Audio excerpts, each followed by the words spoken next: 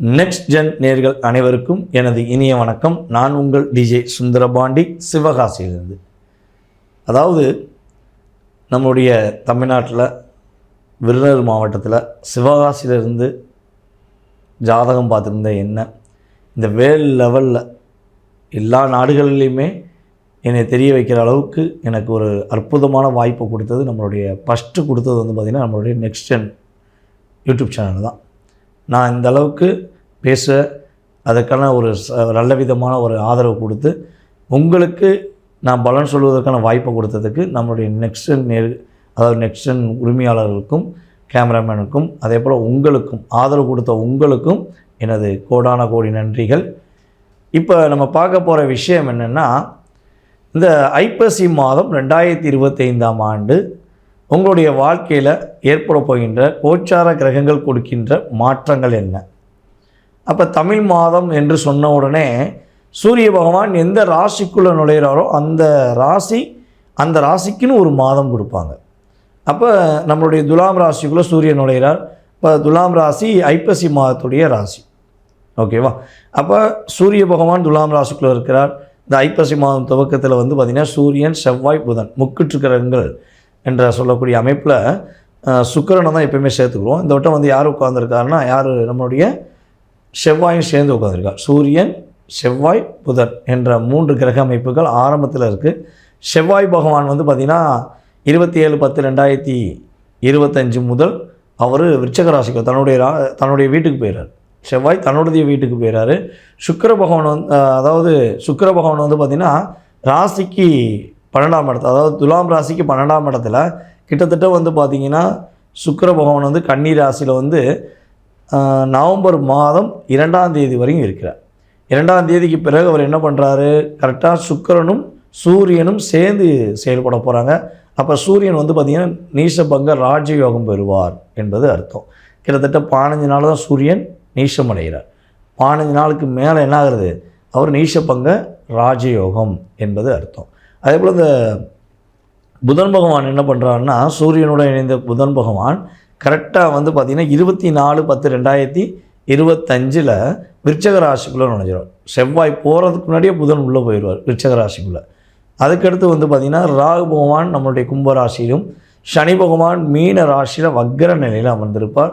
அதுக்கடுத்து பார்த்திங்கன்னா நம்மளுடைய குரு பகவான் பார்த்திங்கன்னா ஆங்கில மாத தேதி அடிப்படையில் 17ஆம் தேதி வரையும், கிட்டத்தட்ட 17/10/2025 வரையும் அவர் எங்கே இருப்பார்னா குரு பகவான் மிதுன ராசியில். அதுக்கப்புறம் 18ஆம் தேதிக்கு அப்புறம் மிதுன ராசி குரு பகவான் அதிசாரமாக கடகராசிக்குள்ளே நுழைகிறார். அதே போல் பார்த்திங்கன்னா கடகராசிக்குள்ளே நம்மளுடைய குருவுக்கு ஒரு வில் பவர் கூடிடும். அவர் அந்த இடத்துல தான் உச்சமடைவார் என்பது அர்த்தம். கடகராசிக்குள்ளே குரு பகவான் உச்சமடைகிறார். அப்போ இங்கே உச்சமடைகிற குரு பகவான், அதே போல் நீசபங்கம் ராஜயோகம் பெறுகின்ற சூரிய பகவான், இவருடைய கிரக அமைப்புகள் ரொம்ப காம்பினேஷன் சிறப்பாக இருக்க போகுது. வெற்றிகரமான சூழ்நிலையை கொடுக்க போகுதுங்கிறது உண்மையான விஷயம். இதில் கேது பகவான் பார்த்திங்கன்னா சிம்ம ராசிக்குள்ளே இருப்பார். இப்போ இந்த கிரகங்கள், இந்த கோச்சார கிரகங்கள் உங்களுடைய வாழ்க்கையில் கிட்டத்தட்ட ஒரு 20-30% ஒரு மாற்றத்தை கொடுக்க போகிறாங்க. அப்போ என்னென்ன மாற்றங்களை கொடுக்க போகிறாங்க, என்னென்ன விஷயங்களை கவனமாக இருக்கணும்னு சொல்கிறாங்கங்கிறத நம்ம வீடியோ முழுசாக பார்த்தீங்கன்னா உங்களுக்கு தெரியும்.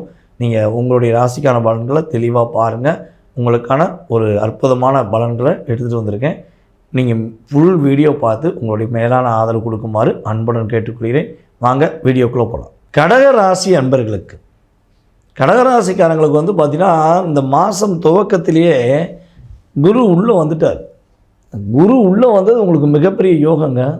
இவ்வளவு நாட்களாக சனி பகவான் கிட்டத்தட்ட பார்த்திங்கன்னா வக்ர நிலையில் உத்திரட்டாதி நட்சத்திரத்தில் உட்காந்து நம்மளுடைய கடகராசிக்காரங்களை பலபடியும் புரட்டி எடுத்துட்டார். என்ன சொல்லணும்னா, இப்போ தானப்பா ரிலீஸ் பண்ணீங்க, திரும்பி அரெஸ்ட் பண்ண வரீங்க அப்படிம்பாங்க பார்த்தீங்களா, அதே மாதிரி தான்.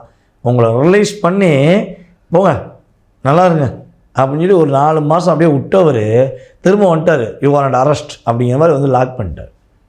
அப்போ இந்த லாக் பண்ணனால என்ன ஆகுதுன்னா, கடகராசி என்பவர்கள் வேலையில் ஒரு நிம்மதியான சூழ்நிலையில் இருக்க முடியாமல் தவிக்கிறீங்க. வேலையை பார்க்கவா வேண்டாமா, வேலையை எழுதி கொடுத்துருவோமா அப்படிங்கிற எண்ணத்துக்கெலாம் பல கடகராசி என்பவர்கள் வந்தீங்க. ஸோ இந்த சூழ்நிலையில் இன்னும் கஷ்டப்பட்டு வேலை பார்த்துக்கிருக்கேன், வேறு வழி இல்லை, என்னுடைய குடும்பத்துக்காக, என்னுடைய பொருளாதார விஷயங்களை நகர்த்த வேண்டும் என்பதற்காக என்னை நானே மறுபடியும் லாக் பண்ணி சமாளிச்சுக்கிருக்கேன் அப்படின்னு நினைக்கிறீங்களா? கவலையே வேண்டாம். நம்முடைய குரு உள்ளே வந்துட்டார். குரு வந்து என்ன பண்ணுறாரு, டைரெக்டாக உங்கள் ராசிக்குள்ளே வந்து சனி பகவான் வக்ர நிலையில் இருக்கிற சனி பகவானை பார்க்கார். ஸோ அதுவே உங்களுக்கு பெரிய ஏற்றம், அதுவே மிகப்பெரிய ஏற்றம். உங்கள் லைஃப்பில் ஒரு பெரிய ஏற்றம் வரப்போகுது, முன்னேற்றமான சூழ்நிலை வரப்போகுது. இவ்வளவு நாட்களாக இருந்த உங்களுடைய மன அழுத்தம், மன போராட்டம், ஏமாற்றம், துரோகம் இதெல்லாம் வந்து பார்த்திங்கன்னா உங்களுக்கு ஒரு புரிதல்ல புயல் மாதிரி அடித்து தூக்கி போட்டு போயிடுது. அப்போ அந்த நிலையில் ஸ்ட்ராங்காக நிற்க போகிறீங்க. உங்கள் லைஃப்பில் ஒரு மிகப்பெரிய ஒரு என்ன சொல்லணும்னா ஸ்திரத்தன்மைன்னு சொல்லுவோம். நம்ம ஜோதிட வார்த்தைகளை வந்து சொல்லுது, நான் என்னை நம்பிக்கை வச்சு செயல்பட போகிறேன், எனக்கு ஏன் மேலே நம்பிக்கை இருக்குது அப்படிங்கிற வார்த்தை இனிமேல் உங்களுக்கு வரும். அந்தளவுக்கு கிரக நிலையில் நல்ல ஒரு முன்னேற்றம் உண்டு. அதேபோல் நம்மளுடைய கடகராசி பெண்களுக்கு வந்து பார்த்திங்கன்னா பொருளாதார ரீதியான சூழ்நிலையில் நல்ல ஒரு ஏற்றம் வரப்போகுது. இவ்வளவு நாட்களாக உங்களை பயன்படுத்தி வந்த அவங்களுடைய தேவைக்காக உங்களை நிறையா விஷயங்களை பயன்படுத்திட்டாங்க. நீங்களும் வந்து பார்த்திங்கன்னா எதை பற்றியும் யோசிக்காமல் அவங்களுக்கு உதவி செய்ததுக்கு தயங்கலை, யாருக்கும் எந்த விஷயத்தையும் விட்டு கொடுக்க தயங்கலை. சரி போங்க, நீங்கள் நல்லா இருந்தால் போதும், நீங்கள் நல்லா இருந்தால் போதும், நீங்கள் நிறையா விஷயங்களை விட்டு கொடுத்துட்டீங்க. அப்போ உங்களுடைய வாழ்க்கையை தொலைச்சிட்டு இருக்க உங்களுக்கான ஒரு அங்கீகாரம் கிடைக்க போகுது.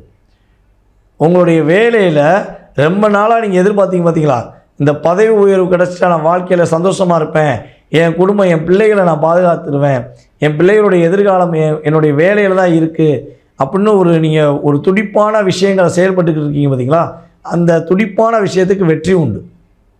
உங்களுடைய கிரகங்கள் உங்களுக்கு மிகப்பெரிய இந்த கோச்சார கிரகங்கள் இந்த மாதத்தில் உங்களுக்கான அங்கீகாரம் கொடுக்க போகுது. உங்கள் லைஃப்பில் ஒரு பெரிய மாற்றம் ஏற்பட போகுது. அதே போல் வந்து பார்த்திங்கன்னா உங்களுடைய ராசிக்கு கிட்டத்தட்ட 4ஆம் இடத்துல சூரியன் 15ஆம் தேதி வரையும் அவர் என்ன பண்ணுறாரு, உங்களுடைய ராசிக்கு 2ஆம் இடத்த அதிபதி 4ஆம் இடத்துல நீச்சம் அடைகிறார். அப்போ உங்களுடைய குடும்ப விஷயம் சம்மந்தப்பட்ட விஷயம், உங்களுடைய வீடு சம்மந்தப்பட்ட விஷயம், உங்களுடைய குடும்ப உறுப்பினர் சம்மந்தப்பட்ட விஷயங்கள் வெளியே யார்ட்டையும் எதுவும் சொல்லாதீங்க. நீங்கள் வந்து அந்த ரகசியங்களை பாதுகாத்துக்கோங்க. யார்ட்டையும் போய் வெளிப்படையாக பேசுகிறேன்னு சொல்லி எல்லாத்தையும் ஒப்பிச்சிங்கன்னா நீங்கள் வந்து மனசு விட்டு சொல்கிறேன்னு சொல்லுவீங்க, அவங்க அதை பிரிண்ட் அவுட் போட்டு ஜெராக்ஸ் போட்டு ஊர் ஃபுல்லாக பரப்பி விட்ருவாங்க. ஸோ அதில் நீங்கள் கொஞ்சம் கவனமாக இருங்க. அதுக்கடுத்து வந்து பார்த்திங்கன்னா 15ஆம் தேதிக்கு மேலே தான் உங்களுக்கு மிகப்பெரிய ஏற்றம், மிகப்பெரிய ஒரு மகிழ்ச்சியான சூழ்நிலைகள். உங்களோட லைஃப்பில் ஒரு இனிமையான காலம், வசந்த காலம் அப்படின்னு சொல்லுவோம் பார்த்தீங்களா, அந்த கால அமைப்புகள் கிட்டத்தட்ட கோச்சார கிரகங்கள் ரீதியாக சொல்கிறேன், கிட்டத்தட்ட ஒரு 30% ஏற்றம் உண்டு. அந்தளவுக்கு உங்களுடைய லைஃப்பில் ஒரு நல்ல முன்னேற்றத்தை காண முடியும்.